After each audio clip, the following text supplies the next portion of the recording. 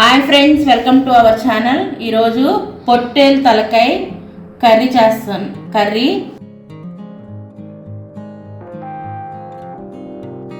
ఇప్పుడు ఈ కర్రీ కావాల్సింది అంటే ఒక అరకిలో తీసుకున్నాను పొట్టేలు తలకాయ, అలాగే 2 పెద్ద సైజు ఉల్లిపాయలు, ఒక 4 పచ్చిమిరపకాయలు, కొద్దిగా కొత్తిమీర, కరివేపాకు, అల్లం వెల్లుల్లి పేస్ట్ 2 స్పూన్లు, అలాగే నువ్వులు, అలాగే కొంచెం కొబ్బరి, గసగసాలు వేసిన పేస్ట్. ఇది రుచికి సరిపడా సాల్ట్, కారం ఒక 3 స్పూన్ల కారం, తగినంత పసుపు, ఆయిల్, మనకి కావాల్సిన ఆయిల్, అలాగే గరం మసాలా వచ్చి 2 స్పూన్లు గరం మసాలా.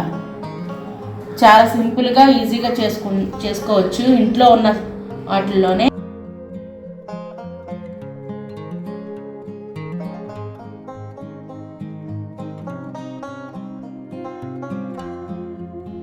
ఇప్పుడు మనం తయారీ విధానం చూద్దాం.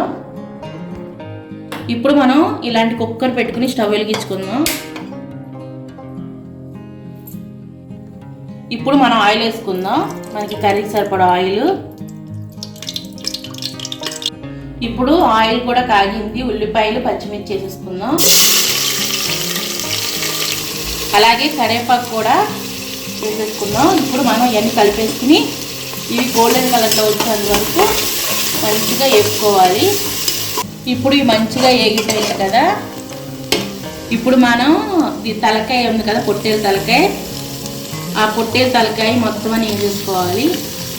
మంచిగా మొత్తం కింద నుంచి పైదా కలిపి పెట్టుకుని ఇప్పుడు ఇందులోనే మనం ఉప్పు కూడా వేసేసుకుందాం.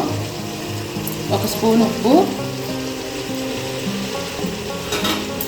ఇప్పుడు ఇదంతా మంచిగా కలిపేసేసుకొని మూత పెట్టేసుకుందాం.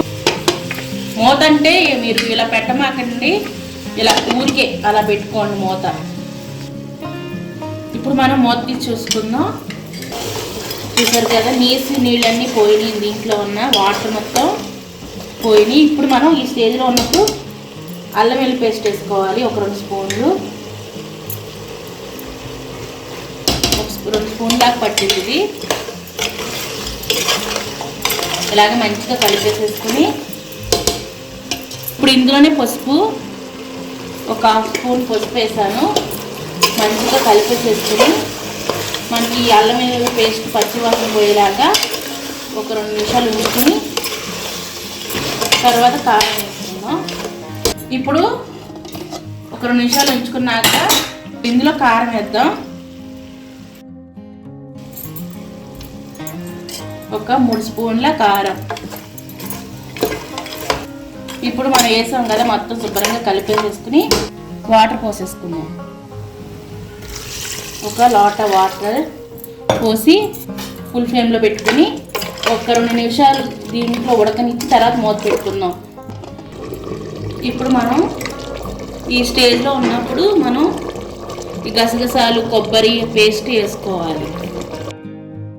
ఇప్పుడు ఒక లోట, ఇందాక ఒక సగం వేసాను, ఇప్పుడు ఒక సగం లోట వాటర్ వేసేసి గరం మసాలా, మటన్ మసాలా ఉంది కదా, ఇప్పుడు అది వేసేసుకుందాం.